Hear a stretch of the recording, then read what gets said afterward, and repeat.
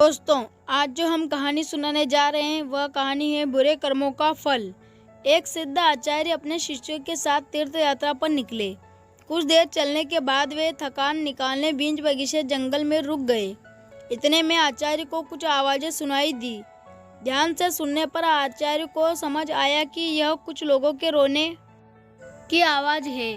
उन्होंने शिष्यों को बोला, बालकों सुनो, ये आवाज कहाँ से आ रही है। तब शिष्य एक दूसरे का मुंह देखने लगे क्योंकि उन्हें कोई आवाज सुनाई नहीं दे रही थी। फिर भी गुरुदेव के आदेश अनुसार उन्होंने थोड़ी दूर पर आकार देखा।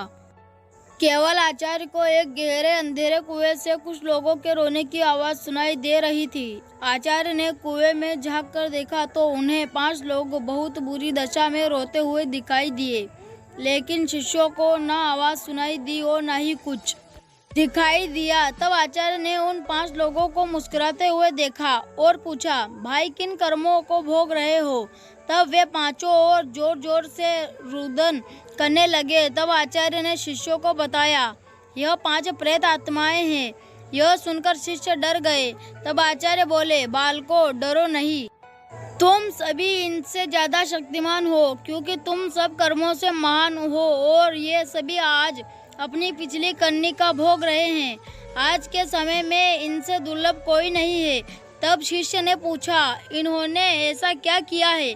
तब पहली आत्मा ने उत्तर दिया कि वह पिछले जन्म में ब्राह्मण था, भिक्षा मांगता था, लेकिन उस भिक्षा को भोग विलास में खर्च करता था। दूसरे ने उत्तर दिया, वह क्षत्रिय था और अपनी शक्ति का दुरुपयोग निर्बल सहायता गरीबों पर करता था।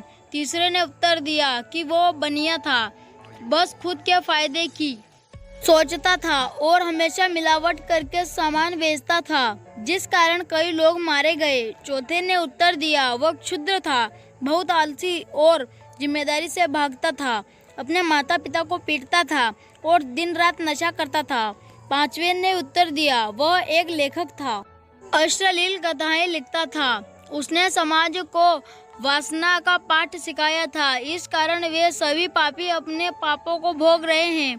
उन्होंने आचार्य से निवेदन किया, आप गुरु हैं, आप दुनिया वालों को समझाइए कि बुराई का रास्ता क्षण की खुशी देता है, लेकिन इसका दंड कई जन्मों तक अंधकार में भोगना पड़ता है।